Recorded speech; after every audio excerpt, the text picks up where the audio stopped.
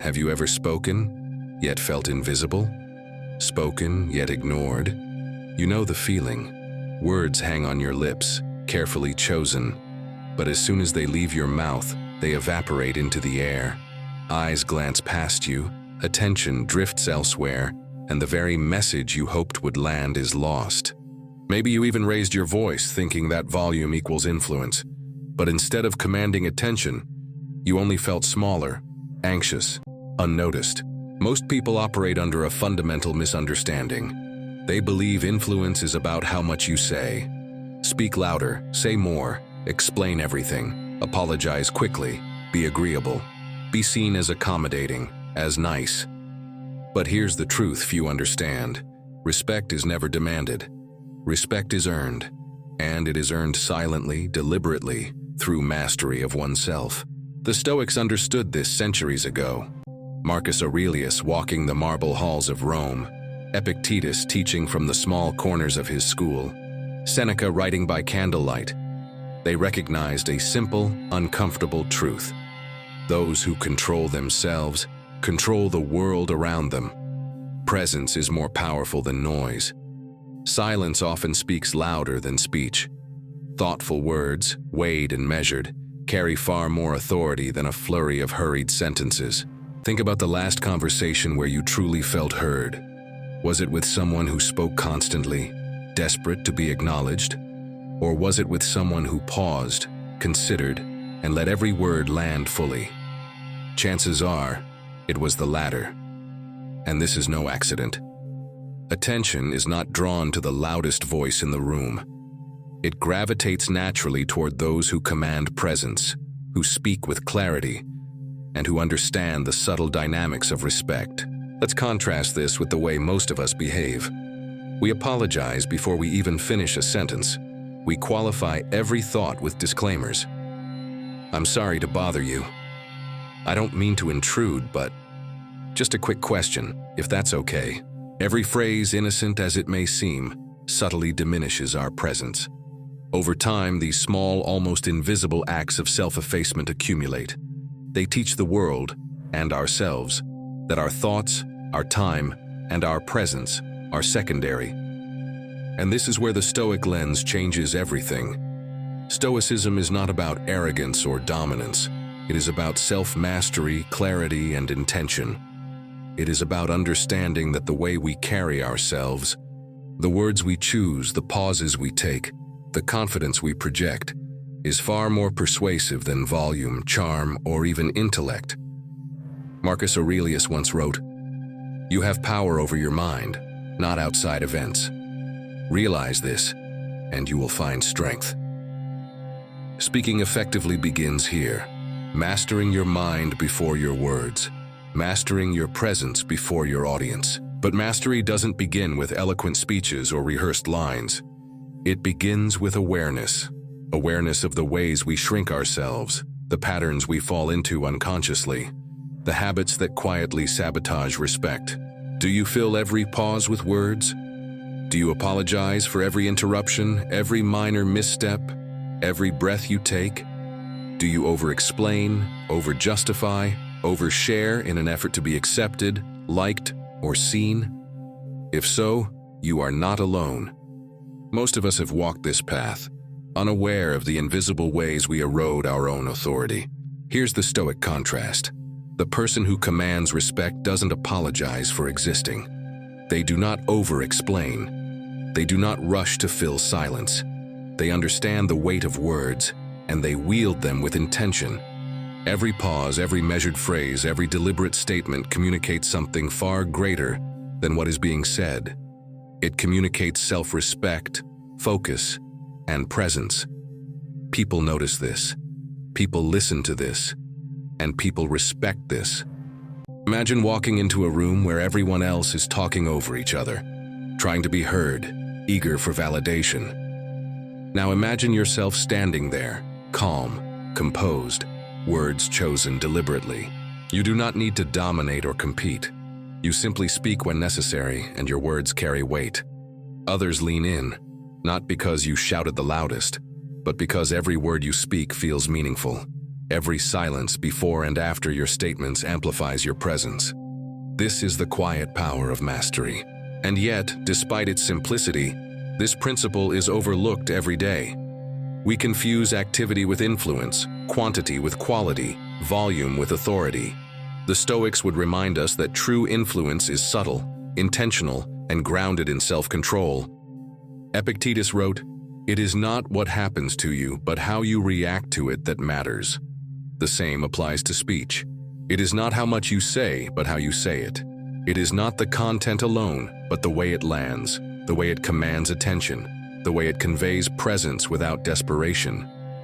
By the end of this video, you will understand 6 timeless Stoic principles that transform not only how people perceive you, but how you perceive yourself.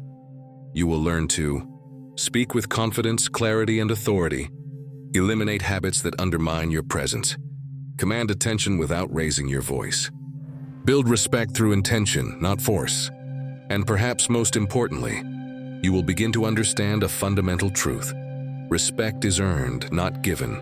Every word you speak, every pause you take, every boundary you set is an opportunity to claim it. We will begin with the first principle, a deceptively simple habit that quietly erodes authority for most people. Stop apologizing unnecessarily. It may seem small, but this one shift can transform every conversation you have, every interaction you experience, and every moment you inhabit in the presence of others. The first subtle, yet powerful habit that can silently erode your authority and diminish the respect others have for you is over-apologizing. It's one of those behaviors most people don't even notice in themselves. You say "I'm sorry" without thinking, almost like a reflex, a default mode in social interactions. Traffic is heavy, sorry. Someone bumps into you, sorry. You're late to a meeting, sorry, sorry, sorry. At first glance, it may seem polite, humble, even considerate.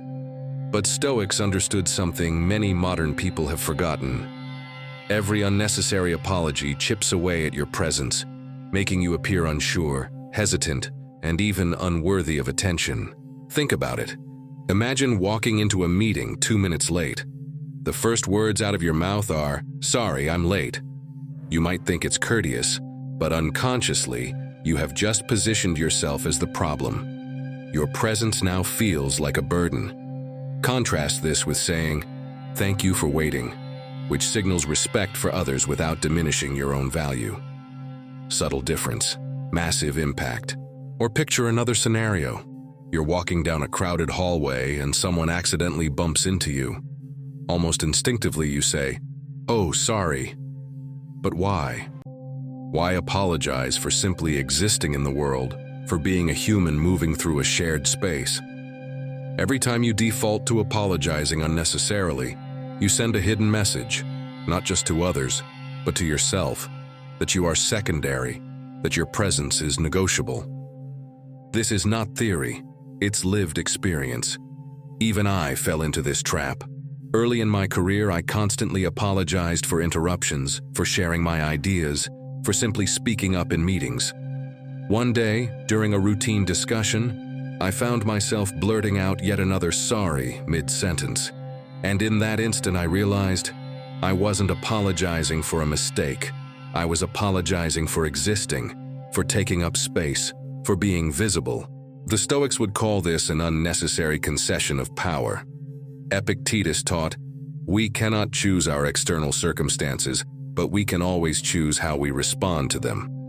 Applied to speech, this means you may not control every situation, interruptions, mistakes, social expectations, but you can control how you present yourself.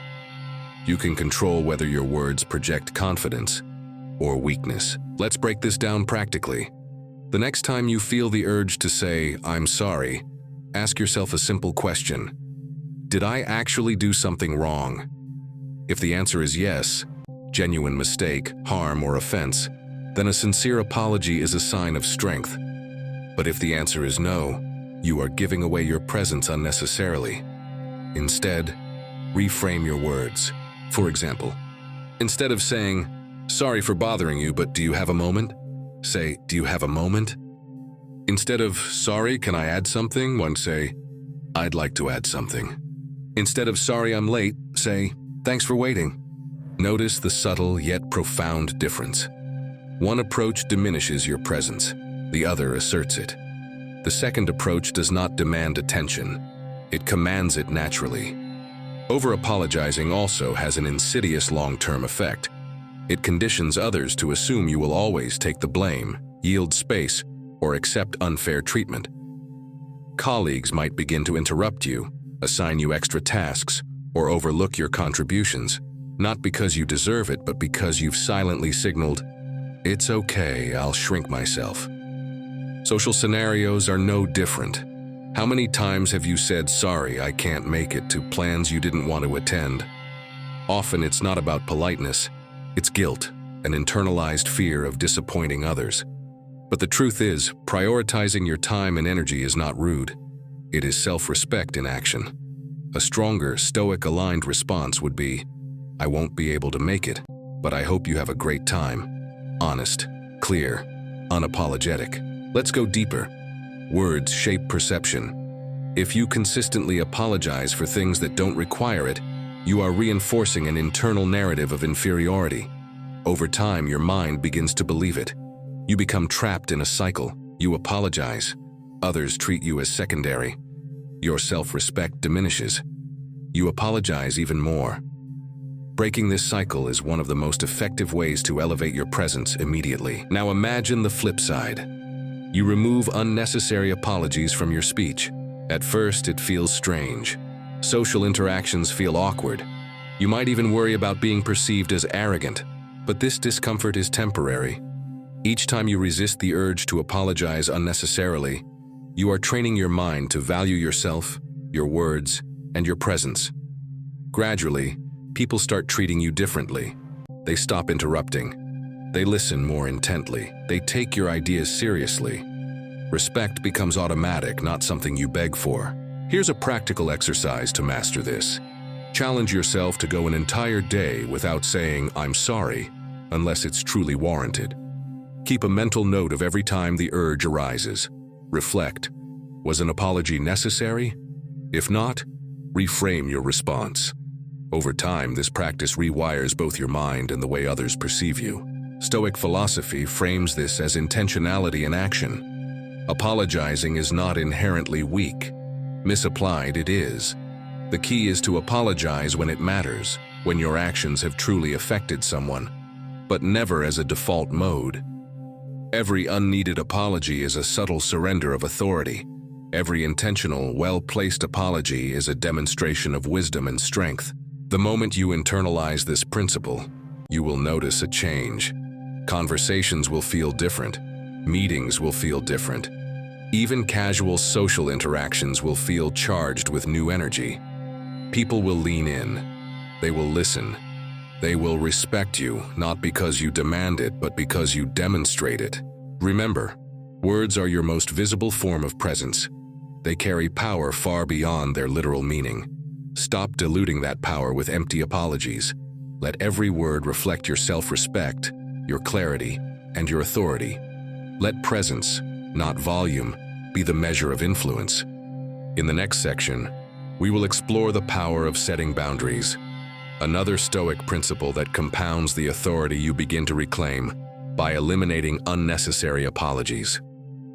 While Section 2 focuses on how to stop diminishing yourself with words, Section 3 will show you how to expand your influence by defining limits that others naturally arrogant. If Section 2 taught us how to stop shrinking ourselves through unnecessary apologies, Section 3 takes it one step further.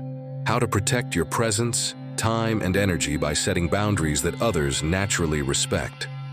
Stoic philosophers like Epictetus and Marcus Aurelius emphasize the importance of self-mastery. True freedom, they taught, comes not from controlling the world around you, but from mastering yourself. And one of the most tangible ways to achieve this mastery is by defining limits on what you will accept, tolerate, or engage in. Think about it. How often do people say yes to obligations, favors, or social situations they don't want to, simply to avoid conflict or appear polite? At first, it seems harmless, a small compromise, but over time, These compromises accumulate into a silent surrender of your life's priorities. You begin to live by other people's rules, not your own. Imagine this. A coworker asks you to stay late to finish a project. Your instinct, shaped by years of habit, is to say, "Sure, I'll do it." But as you leave the office at 9 p.m., exhausted, frustrated, and resentful, you realize the truth. Every time you say yes to something that doesn't align with your priorities, you are saying no to yourself. You are sacrificing your energy, your focus, your time, the most precious resources you have. Setting boundaries is not selfish. In fact, it is the foundation of respect. People treat you the way you allow them to. If you never define your limits, others will define them for you. And once those limits are set without your intention, you are left feeling drained, frustrated, and resentful. Let's contrast two scenarios. One, without boundaries. A friend asks for a favor. You agree even though it inconveniences you. Later, they expect similar favors, assuming you will always comply. You feel obligated, taken advantage of, and quietly resentful. Two, with boundaries. A friend asks for a favor. You consider your priorities and respond, "I won't be able to help this time, but I hope you find another solution." Clear, firm, no guilt. Respect for your own time is evident, and over time the friend learns to value your limits. The difference is subtle, but powerful. One approach communicates strength, self-respect, and authority. The other communicates availability at the expense of yourself, subtly teaching others to take you for granted. Boundaries extend beyond work or social obligations. They include emotional energy, mental focus, and even physical presence. For instance, answering late-night texts when you are exhausted, listening to someone vent endlessly while ignoring your own needs, engaging in conversations or debates that drain you without providing value. Every time you fail to enforce these boundaries, you weaken your influence. The Stoics would remind us, "No man is free who is not master of himself." Mastery begins with saying no when necessary, not rudely, not arrogantly, but intentionally. Here's a simple framework to start setting boundaries. Journey, identify your priorities. What truly matters to you? Work, family, personal growth, health, or creative pursuits? Boundaries are meaningless without clarity on what you are protecting. To recognize where you compromise. Reflect on situations where you feel frustrated, exhausted, or resentful. These are the moments your boundaries are being crossed or ignored. Communicate clearly. Boundaries are only effective when expressed. For example, instead of saying, "I'll try to fit it in," say, "I can't take this on right now, let's figure out an alternative." Instead of, "I don't want to go, but okay," say, "I'll pass this time, but I hope you enjoy it." 4. Be consistent. Boundaries must be reinforced. A single exception can undermine all progress. Each time you honor a boundary, you signal that your presence, time, and energy are non-negotiable. 5. Start small. Begin with low-stakes situations. Decline minor favors or politely refuse unnecessary interruptions. Each success builds confidence for bigger, more impactful boundaries. Boundaries also serve a psychological purpose. They teach others how to treat you, yes, but they also train your own mind to value your needs. Every time you say yes to yourself, you reinforce a sense of self-worth, confidence, and autonomy. And as the Stoics would note, this inner control radiates outward. People sense it. They respect it. They do not test it lightly. Let's add a practical illustration. Imagine a team meeting where your opinion is repeatedly dismissed. Without boundaries, you continue to speak up, only to be interrupted and overlooked. Your energy diminishes, your ideas go unheard, and your self-respect erodes. Now imagine the same scenario with boundaries in place. You assertively state, "I'd like to finish my point before we move on." Simple, firm, respectful. By standing your ground, you communicate that your ideas, time, and presence matter. Over time, colleagues adjust. Interruptions decrease. Your voice carries more weight. Respect grows naturally, not because you demanded it, but because you demanded it of yourself first. Boundaries are not about confrontation. They are about intention, clarity, and self-respect. They may feel uncomfortable at first, especially if you are used to accommodating others to avoid conflict. But this discomfort is temporary. Each time you honor a boundary, you strengthen your ability to live deliberately, speak with authority, and command respect effortlessly. Remember, boundaries are like muscles. At first, they feel awkward and stiff. You may stumble, feel guilty, or second-guess yourself. But with regular practice, they become natural. Others come to understand and respect them. Your energy, focus, and confidence increase exponentially. By mastering boundaries, you are not just protecting yourself, you are enhancing your presence and authority in every interaction. This is why Stoics emphasize self-mastery. True influence comes not from coercion, charm, or volume, but from deliberate, disciplined, and principled behavior. Boundaries are the backbone of that discipline. In the next section, we will explore the art of pausing, a complementary skill to boundaries. Where boundaries protect your time and energy, pausing protects your words and their impact. Together, these principles ensure that what you say is meaningful, respected, and heard. Boundaries are not about confrontation. They are about intention, clarity, and self-respect. They may feel uncomfortable at first, especially if you are used to accommodating others to avoid conflict. But this discomfort is temporary. Each time you honor a boundary, you strengthen your ability to live deliberately, speak with authority, and command respect effortlessly. Remember, boundaries are like muscles. At first, they feel awkward and stiff. You may stumble, feel guilty, or second-guess yourself. But with regular practice, they become natural. Others come to understand and respect them. Your energy, focus, and confidence increase exponentially. By mastering boundaries, you are not just protecting yourself, you are enhancing your presence and authority in every interaction. This is why Stoics emphasize self-mastery. True influence comes not from coercion, charm, or volume, but from deliberate, disciplined, and principled behavior. Boundaries are the backbone of that discipline. In the next section, we will explore the art of pausing, a complementary skill to boundaries. Where boundaries protect your time and energy, pausing protects your words and their impact. Together, these principles ensure that what you say is meaningful, respected, and heard. If sections 2 and 3 taught us how to speak with confidence and protect our presence, section 4 takes communication to its next level, mastering the power of silence. Pausing is more than just a gap in speech. It is a tool of authority, influence, and clarity. The Stoics knew that words are valuable and silence enhances their weight. In today's fast-paced world, most people rush to fill every silence. The instant there's a pause in conversation, they feel compelled to speak, often repeating themselves, over-explaining, or blurting out thoughts without clarity. At first glance, it seems harmless, but this constant need to speak dilutes the impact of every word. Instead of commanding attention, they become background noise, their voice lost in the flood of chatter. Imagine two leaders presenting in a meeting. 1. The first speaks rapidly, trying to impress. Every point is rushed. Words tumble over each other. Listeners struggle to absorb the ideas. By the time the presentation ends, attention is fragmented, ideas forgotten, and respect only superficially earned. 2. The second speaks deliberately, using measured pauses. Each key point is stated clearly, then silence. Listeners have space to absorb, reflect, and engage. The room leans in. Eyes track every word. The speaker's authority is unmistakable.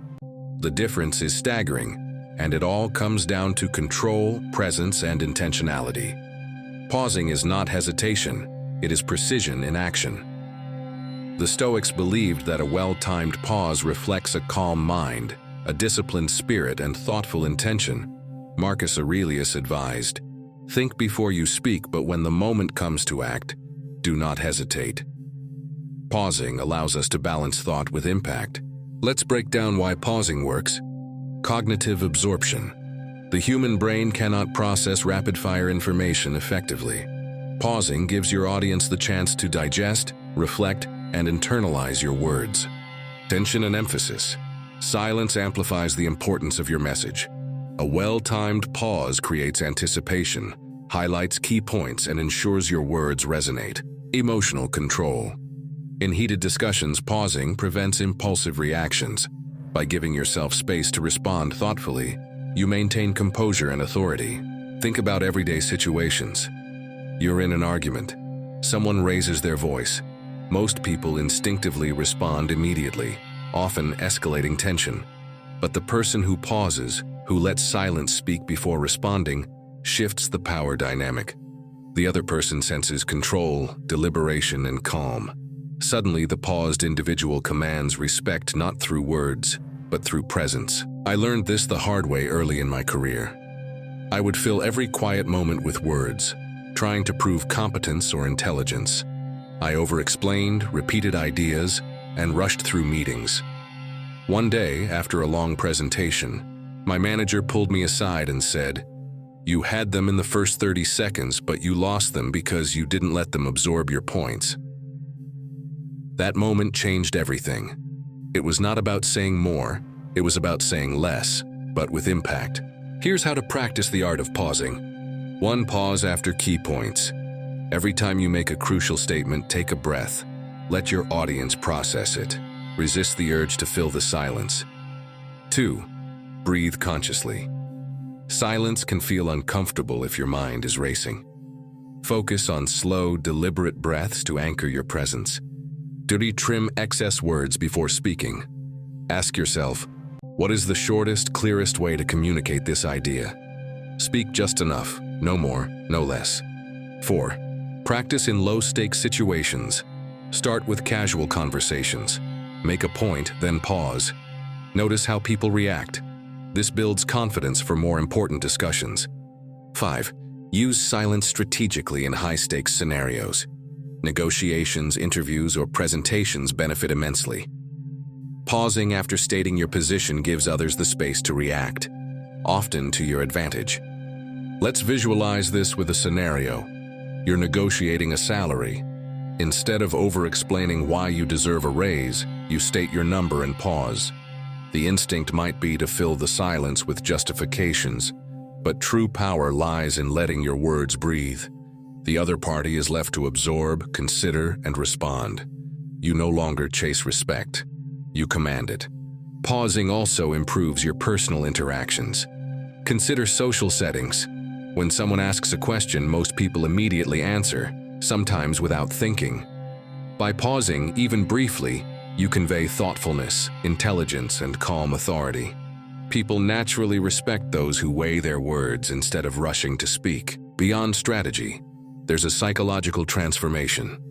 Mastering the pause teaches patience, emotional control, and presence. You learn to value your words more, and in turn, others do too. Silence becomes your ally, not a void to fear. The most respected leaders and speakers in history mastered this. Winston Churchill, Barack Obama, and countless Stoic thinkers. They understood that the weight of a word is multiplied by the space around it. Every pause signals confidence. Every measured word reinforces authority. To internalize this skill, practice reflective listening. When someone speaks, pause before responding. Observe the impact of your silence. Embrace discomfort. Silence feels unnatural at first. Lean into it. Growth happens outside comfort zones. Combine with boundaries. Silence and boundaries work hand in hand. Pausing reinforces the control you've established over your presence and energy. By mastering the art of pausing, your words gain clarity, authority, and resonance. You stop speaking to fill a void and start speaking to leave a mark. People listen, they respect, they remember. In the next section, we will explore the strategic use of humor, how to connect, engage, and build rapport without losing authority. Pausing is the stage. Humor is the light that illuminates it when used wisely. If sections 1 through 4 taught us how to speak with confidence, protect our presence, and master the power of silence, section 5 dives into a subtle but essential skill: using humor strategically. Humor is a powerful tool. It can break tension, build connections, and make your presence unforgettable. But misused, it can instantly erode authority. The Stoics understood that life is a balance. Epictetus once said, Laughter should not be abundant, nor should it be absent. There is a time for everything. Humor, when used intentionally, serves as a bridge. It allows us to connect with others while reinforcing our credibility.